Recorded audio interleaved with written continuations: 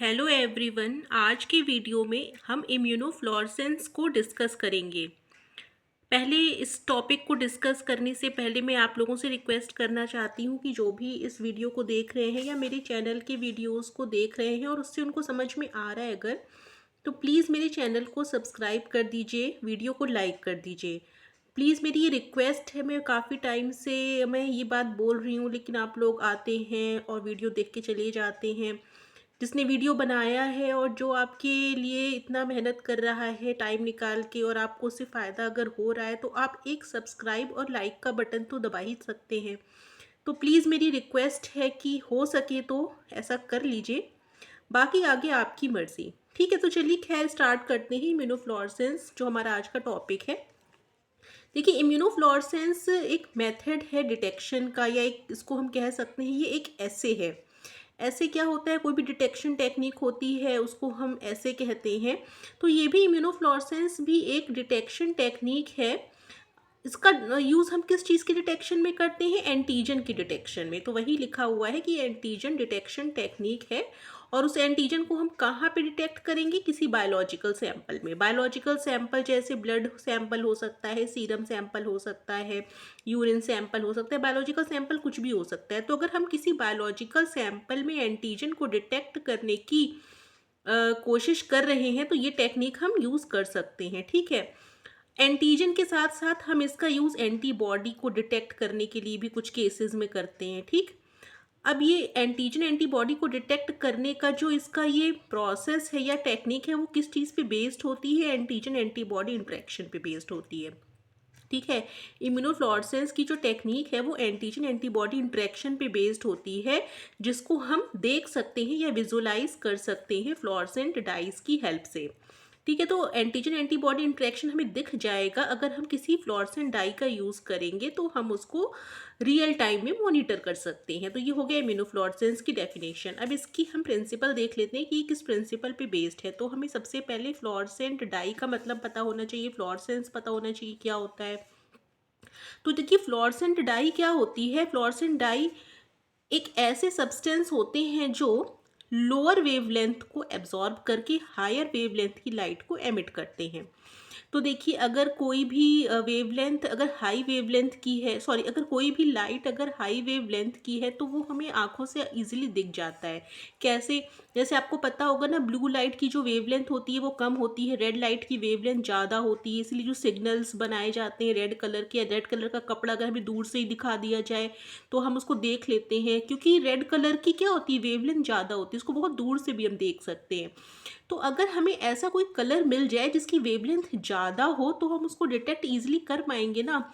और क्या हो, वो जिस वेवलेंथ को एब्जॉर्ब करे वो ज़्यादा वेवलेंथ की ना हो, वो कम ही वेवलेंथ की लाइट को एब्जॉर्ब करे और क्या करे, उसको ज़्यादा वेवलेंथ की लाइट की फॉर्म में एमिट कर दे।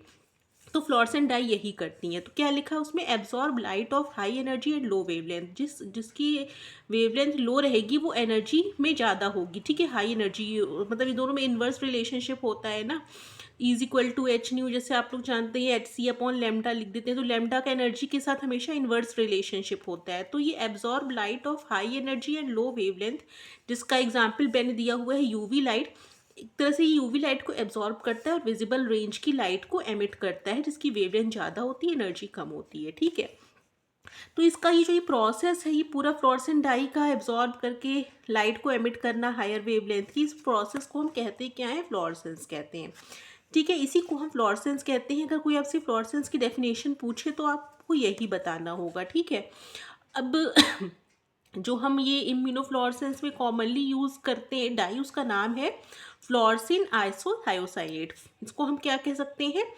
FITC। इसको शॉर्ट फॉर्म FITC भी लिख सकते हैं। ठीक है, जिसमें यहाँ लिख देती हूँ FITC, शॉर्ट पे इसको ये भी लिखते हैं। तो अगर आपको ये नाम याद ना हो तो FITC भी आप याद कर सकते हैं। ये येलो ग्रीन फ्लोरेसेंस प्रोड्यूस करता है। येलो ग्रीन मतलब जो विजिबल रेंज में आ रहा है, येलो ग्रीन लाइट तो विजिबल रेंज में आएगी ना, यूवी लाइट को ये एब्जॉर्ब करता है और येलो ग्रीन रेंज की लाइट में फ्लोरेसेंस जनरेट करता है जो हमें डिटेक्ट हो जाता है।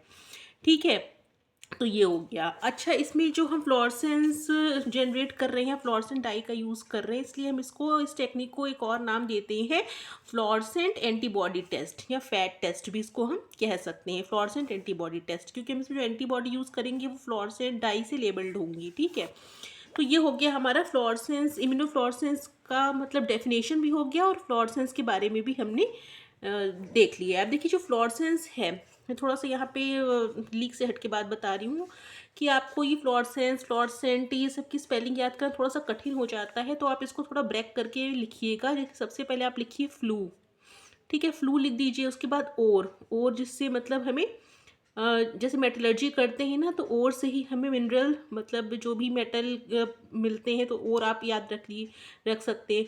तो फ्लू और एक scent, scent SCENT, scent, floor scent, और सेंस आएगा तो CE लगा देंगे। ठीक है, तो फ्लू और सेंट या सेंस, सेंस में CE लगा देंगे। ठीक है, इस तरीके से आप ब्रेक करके याद करेंगे तो स्पेलिंग आपको इजीली याद हो जाएगी। तो आप जितनी बार भी फ्लोरेसेंट फ्लोरेसेंट फ्लोरेसेंट फ्लोरेसेंस हो रहा है, तो आपको स्पेलिंग अपने मन में या एक दिमाग में आपके घूम जानी चाहिए। ठीक है, तो इससे आपको दिक्कत नहीं होगी।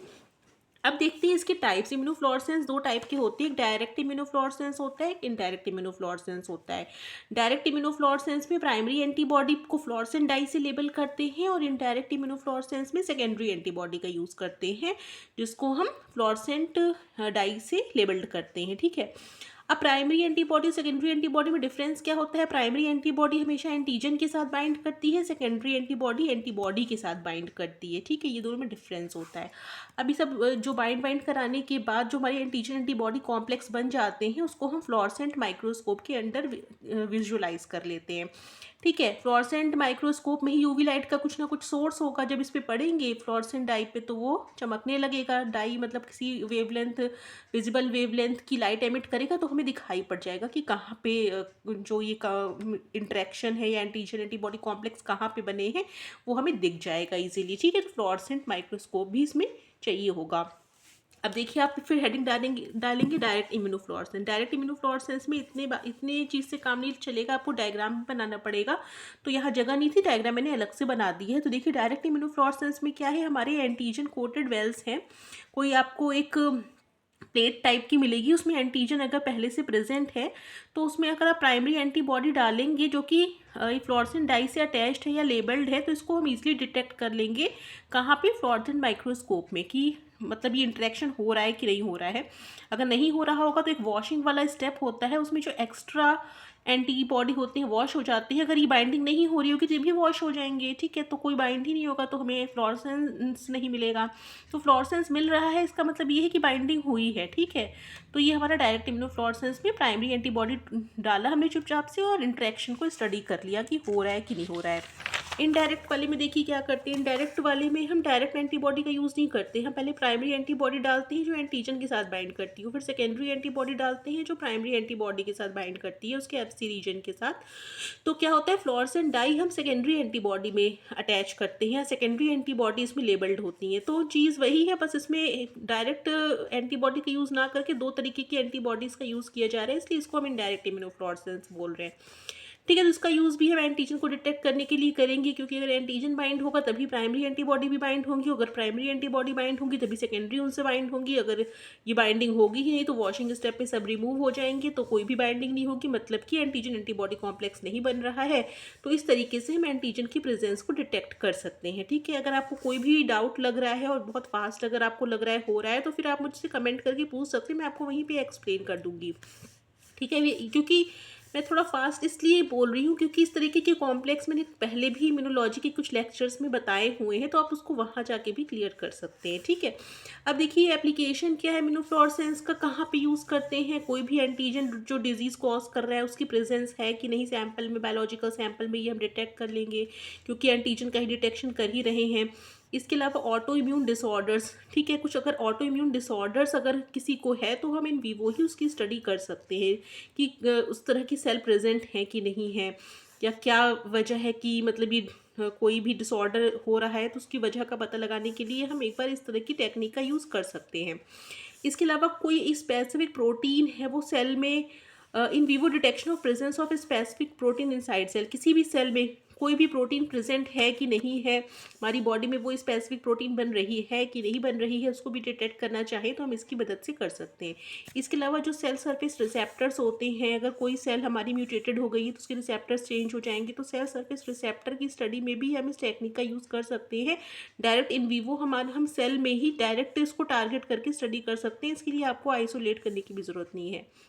इसके अलावा intracellular location of a protein, अगर आपको किसी प्रोटीन का देखना है कि वो प्रोटीन सेल में कहाँ प्रेजेंट रहता है, जैसे आपका प्रोटीन न्यूक्लियस में प्रेजेंट है कि सेल के अंदर प्रेजेंट है या माइटोकॉन्ड्रिया में प्रेजेंट है, तो ये आपको देखना हो तो आप इसमें जब लेबल्ड कर देंगे तो आपको वो किसी पर्टिकुलर ऑर्गेनेल में दिखने लग जाएगा, वहाँ पे वो फ्लोरेसेंस प्रोड्यूस करेगा तो आपको पता चल जाएगा कि अच्छा यहाँ पे एंडोप्लाज्मिक रेटिकुलम में ये प्रोटीन पाई जा रही है।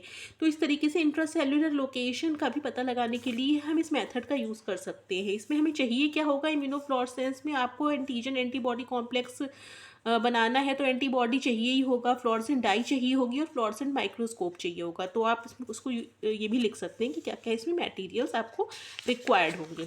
ठीक है, तो ये आपका इम्यूनोफ्लोरेसेंस हो गया। आई थिंक आपको समझ में आ गया होगा। ये थोड़ा सिंप्लीफाई करके मैंने इसको बताने की कोशिश की है और लगभग सभी पॉइंट मैंने कवर कर लिए हैं।